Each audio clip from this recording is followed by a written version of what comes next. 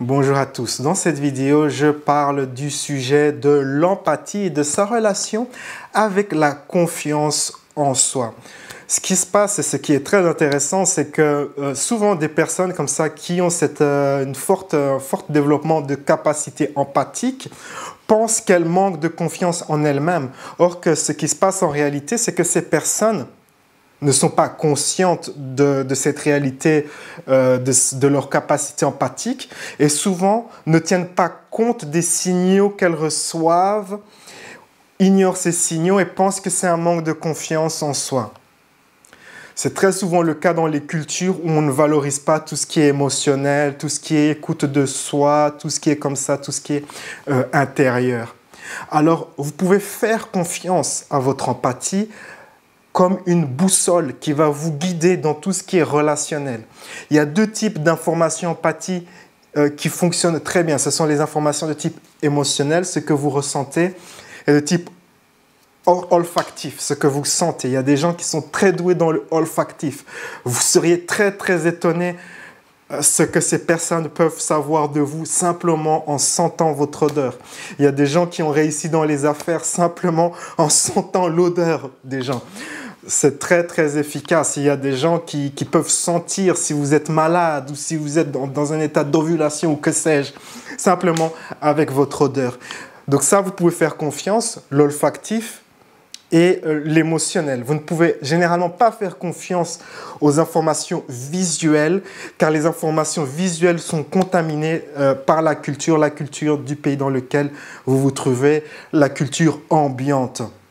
Souvent, dans notre style de culture, il y a tendance à faire à Walt Disney les émotions, à faire en sorte que tout doit être comme dans les films de Walt Disney. Donc si une personne n'est pas en train de sourire, c'est qu'elle est malheureuse. Si une personne parle sérieusement et très focusée, c'est qu'elle a une énergie négative.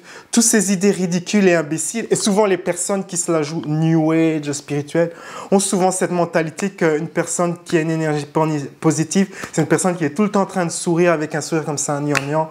Et une personne qui a une énergie négative, c'est une personne qui parle sérieusement, qui est concentrée. Or que ce n'est pas du tout le cas. Vous pouvez être et souvent les personnes comme ça, ce nouveau type de personne New Age qui a cette idée qu'une personne qui a une énergie positive, c'est une personne qui est souriante et gnangnan. Souvent, elle est déçue quand elle regarde des vidéos des maîtres spirituels indiens, surtout ceux des années 60, 50, les grands maîtres. Car souvent, ces gens parlent de manière très, très autoritaire, très sérieuse, très concentrée. Et il y a cette idée pour les personnes d'aujourd'hui elles sont prises au dépourvu. Mais pourquoi on dirait qu'elle a une énergie négative? Je ne m'attendais pas à ça. Quand vous lisez les écrits, ils parlent d'amour, machin. Et puis quand vous voyez la personne, ça crée de la confusion. C'est à cause de la contamination culturelle. L'idée qu'une personne positive, c'est forcément quelqu'un qui a un sourire comme ça et qui est... Ah là, salut, qui est ainsi. Or que ce n'est pas du tout le cas. Vous pouvez avoir une très forte énergie positive tout en étant très sérieux sans pour autant que vous êtes en train de sourire. Vous pouvez voir ça dans les commentaires sous mes vidéos très souvent. Le meilleur exemple, c'est la première vidéo que j'ai faite sur l'île de la Réunion.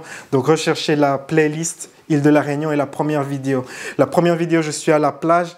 Et il y a une tempête qui se prépare et moi, je suis en train de réfléchir. Je suis déjà plusieurs minutes dans ma vidéo. La tempête se rapproche, il y a les gouttes qui tombent, un peu de gouttelettes comme ça qui tombent sur mon matos électronique. Et je me dis, est-ce que je continue la vidéo car je n'ai pas envie d'attendre plusieurs heures ou plusieurs jours avant de refaire une vidéo. Mon temps à l'île de la Réunion est très limité. J'aimerais faire un certain nombre de vidéos. Je suis en train de penser à tout ça. Est-ce que je continue? Et je suis en train de parler, je parle de mon sujet, tout en observant la tempête, tout en me demandant ce que je dois faire de mon matos. Et donc, je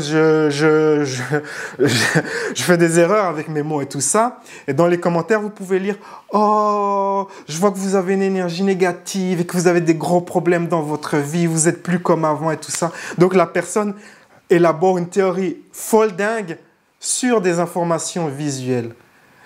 Vous ne pouvez pas faire confiance de manière générale, peu importe qui vous êtes, même si vous n'avez pas l'habitude de faire confiance Aux informations visuelles, vous ne pouvez jamais faire confiance.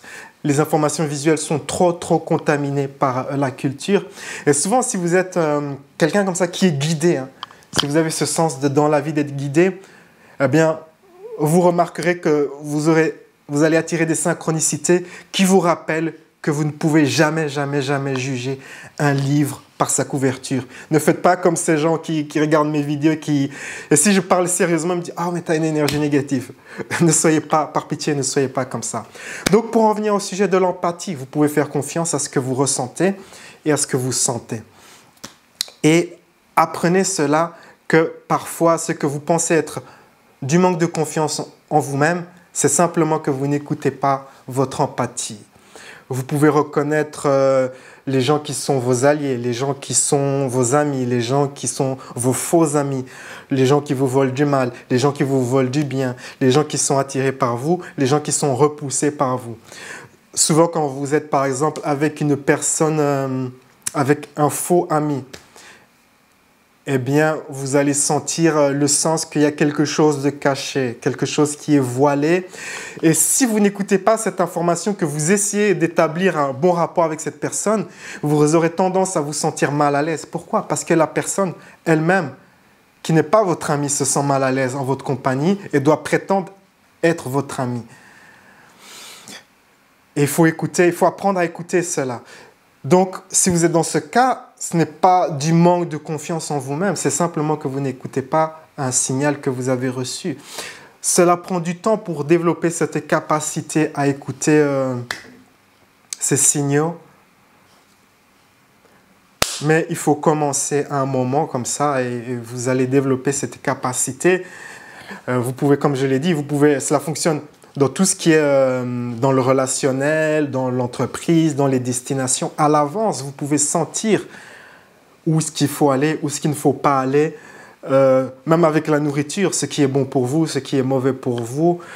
Si vous pouvez faire confiance à cette personne et si vous ne pouvez pas faire confiance à cette personne. Si vous ne pouvez pas faire confiance à une personne et que vous insistez par pression, parfois par pression, vous pouvez être, je sais pas, peut-être vous êtes avec un groupe d'amis et on vous demande « Ah, mais va parler avec ces personnes, elles ont l'air bien et tout, elles ont l'air bien pour toi. » Or que vous sentez que vous vous sentez directement mal à l'aise. Peut-être vous allez penser que c'est dû au manque de confiance en vous-même. Vous n'osez pas approcher des gens que vous ne connaissez pas. Mais dans certains cas, pas dans tous les cas, dans certains cas, c'est parce que vous sentez que l'interaction avec ces personnes ou cette personne, s'il s'agit juste d'une personne, ne sera pas bénéfique pour vous. C'est pour ça, un exercice à faire, c'est d'apprendre, de s'entraîner à reconnaître qui sont les bonnes personnes pour vous. Et si vous développez cette capacité à reconnaître qui sont les bonnes personnes pour vous, eh bien, ce sera de plus en plus facile à discriminer qui sont les mauvaises personnes pour vous.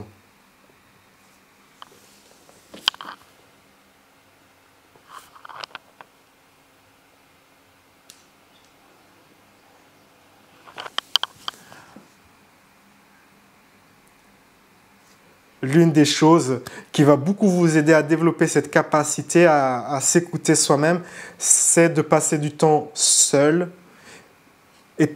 apprendre à connaître comment je me sens quand je suis seul, et aussi être calme dans le silence. Par exemple, vous pouvez vous asseoir 15 minutes, tous les jours, 15 minutes, sans rien faire.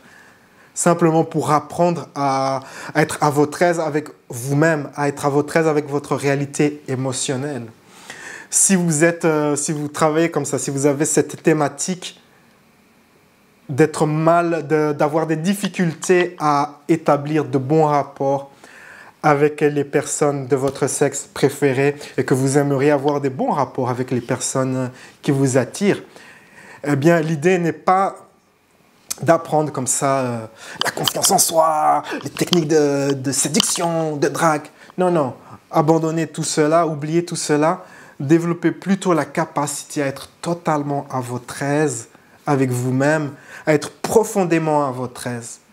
Plus vous êtes à votre aise avec vous-même, et plus ce sera facile d'établir des bons rapports avec les personnes qui vous intéressent. Vous pouvez même arriver à un niveau de profondeur où vous êtes tellement à votre aise avec ce que vous êtes que l'autre personne par résonance empathique, s'ouvre à vous. Elle a totalement confiance en vous, elle est totalement ouverte à vous, car quand vous êtes à ce niveau très profond de confiance, de sérénité, eh bien, vous êtes aussi ouvert à cette personne et vous créez cette boucle de communication où il est très facile d'avoir une communication très riche, très profonde et très enrichissante pour les parties impliquées dans l'interaction.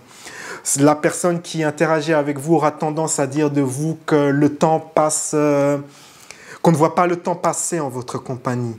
Elle aura tendance à vous dire « Oui, mais j'ai l'impression de te connaître depuis toujours », des choses ainsi, car vous avez établi un bon contact empathique. C'est un sujet à explorer. Sur ces belles paroles, la vie est un voyage, appréciez la balade. Ciao, ciao.